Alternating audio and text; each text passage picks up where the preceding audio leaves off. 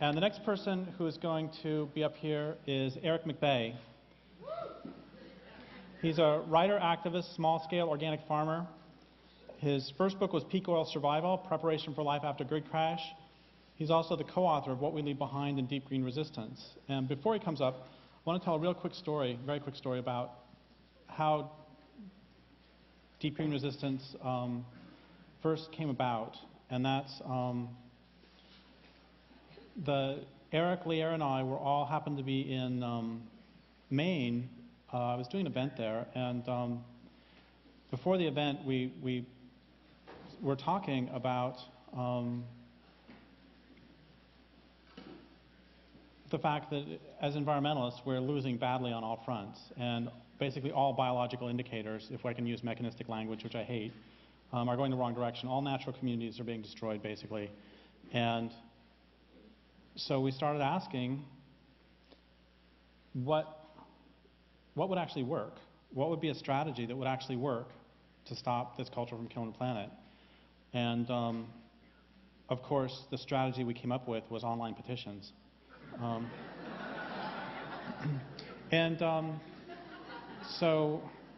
that didn't work. So we graduated to electoral politics, and that didn't work. So we graduated to signs saying, "Save the Earth now." Didn't work. Anyway, so that evening we talked about what might be a strategy that would actually have a chance. Because that's one of the problems, is environmentalists, for the most part, we don't think strategically. And in fact, we don't think about strategy because honestly, a lot of us don't actually know what we want. And so we don't even think about that. I mean, what do we want? We want smaller clear cuts, kinder clear cuts. I mean, I know what I want. I want to live in a world that has more wild salmon every year than the year before. And I want to live in a world with more migratory songbirds every year than the year before. And I want to live in a world that has less dioxin every mother's breast milk every year than the year before. So, okay, first having figured out what I want at least, then the next step, you would think, would be, okay, how do we get from point A to point B? Which, once again, is something that we so often forget. Anyway, so Aric is one of the best strategic thinkers, if not the best strategic thinkers I've ever met in my life. And so Aric is the next person up.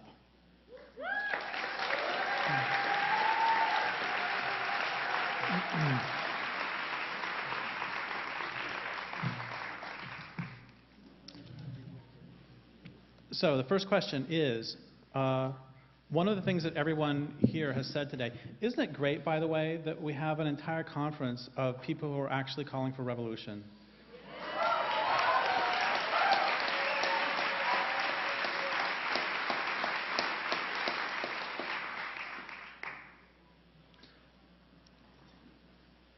I was going to insert some obligatory jokes about pioneers of Greenfest, but we'll just leave those aside.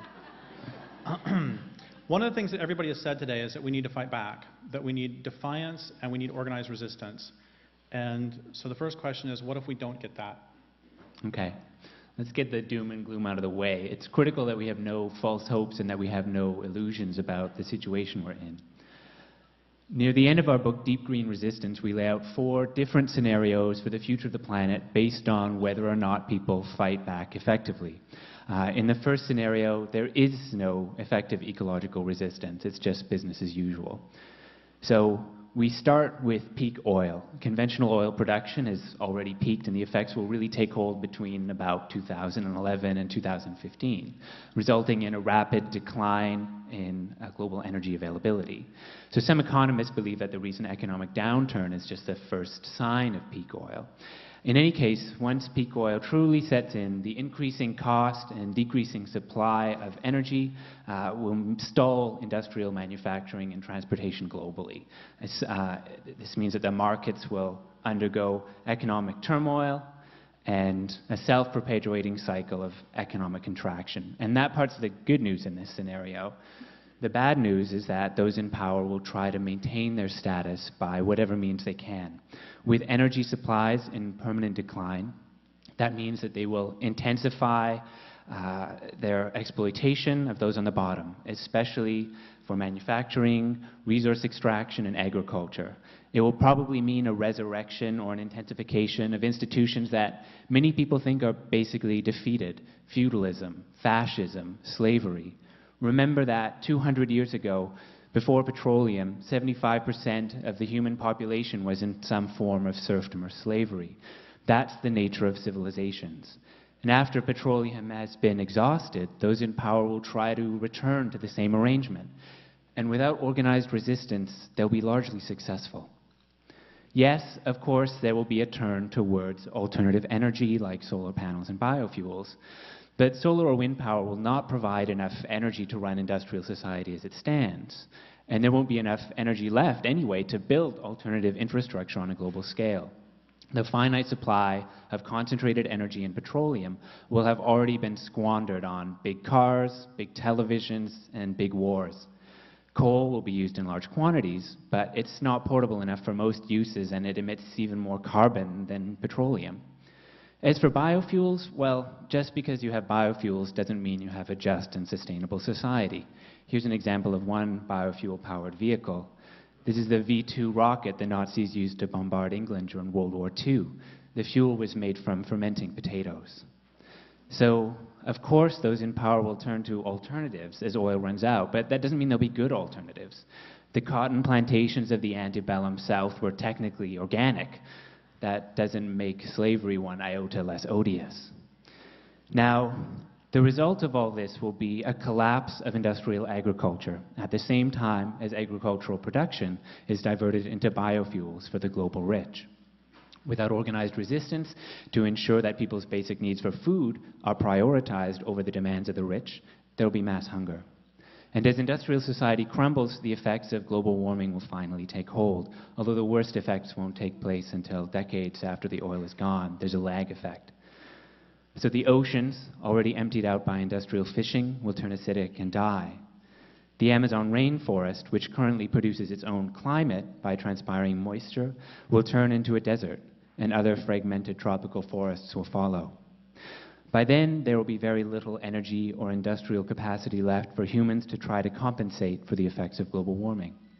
And as intense climate change takes over, ecological remediation through permaculture, perennial polycultures, and forest replanting will become impossible. The heat and drought will turn forests into net carbon emitters, as northern forests die from high temperatures, pests, and disease. Global warming will become self-sustaining and permanent. Resource wars between nuclear states will break out. War between the US and Russia is less likely than it was during the Cold War, but ascending superpowers like China will want their piece of the global resource pie. Nuclear powers such as India and Pakistan will be densely populated and ecologically precarious.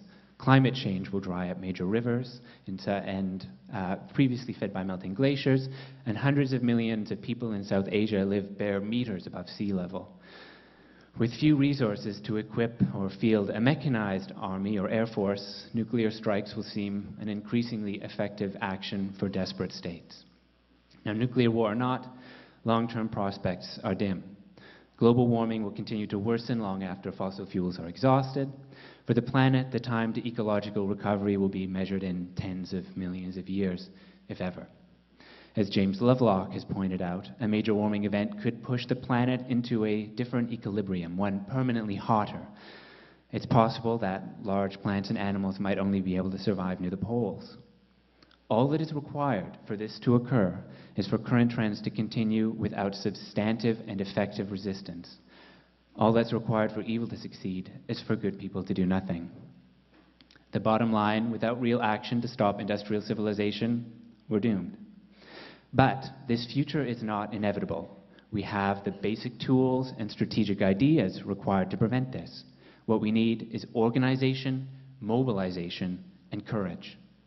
And the bottom line is that the actual infrastructure that's destroying the planet has to be targeted, and the political and economic systems responsible must be dismantled.